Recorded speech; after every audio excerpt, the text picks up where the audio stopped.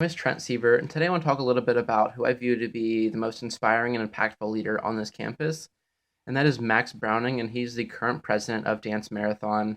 He got his start in high school, actually, where he spent all 4 years with Dance Marathon, becoming an active, engaged member. So when he came to Ball State, he already knew that he wanted to continue that involvement. So his freshman year, he joined one of the subcommittees. And then for his sophomore and junior year, he led one of those subcommittees. And then by his senior year, he applied and accepted the position to become president, where he would eventually raise $610,000 for the kids. So we're going to try and apply the relational leadership model to Dance Marathon, and Max Browning as the president of the organization. So for ethics, this has become one of the most difficult factors for Max, considering the sheer size of the organization, both for Ball State and the Muncie community. There have been a lot of people who have seen and are able to recognize his face.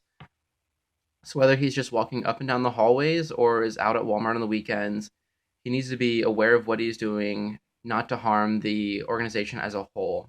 And then the secondary aspect is purpose. This is something that Dance Marathon almost provides for itself and that the committee members don't have to do at all. It's very easy to find purpose when you're raising money for the kids at Riley Hospital.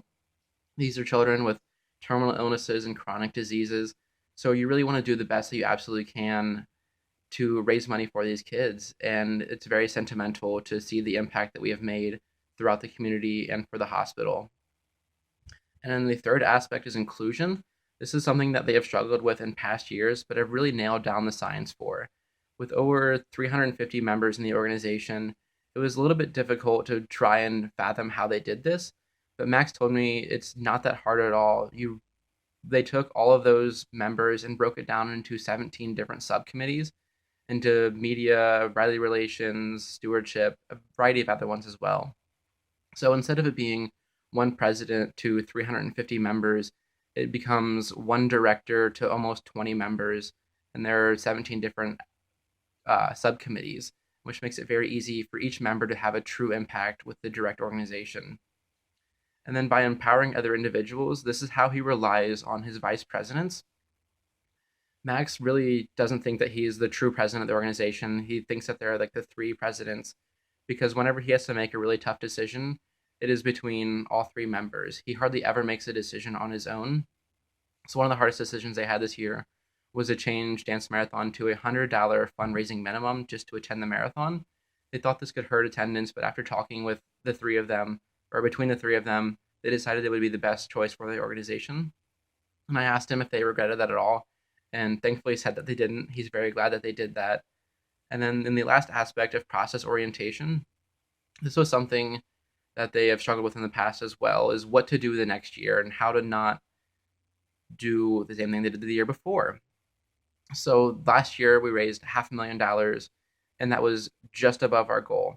We said they would raise 500,000, and we raised $502,000. And he didn't want to be that close again. He wanted to really blow things out of the water.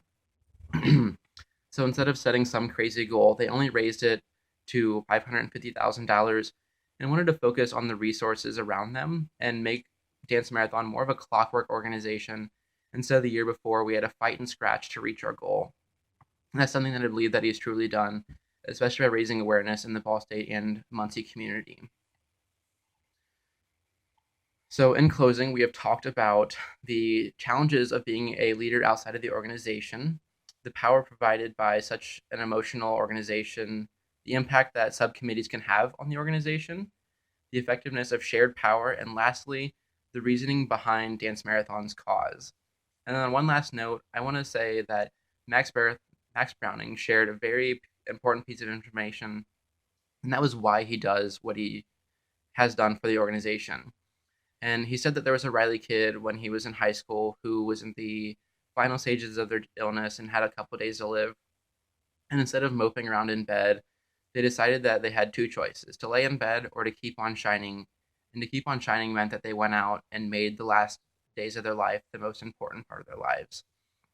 And that's something that he has actually chosen to be his favorite quote, to keep on shining. And that helps him get through the hard parts of his life. So, as always, FTK, and thank you for your time.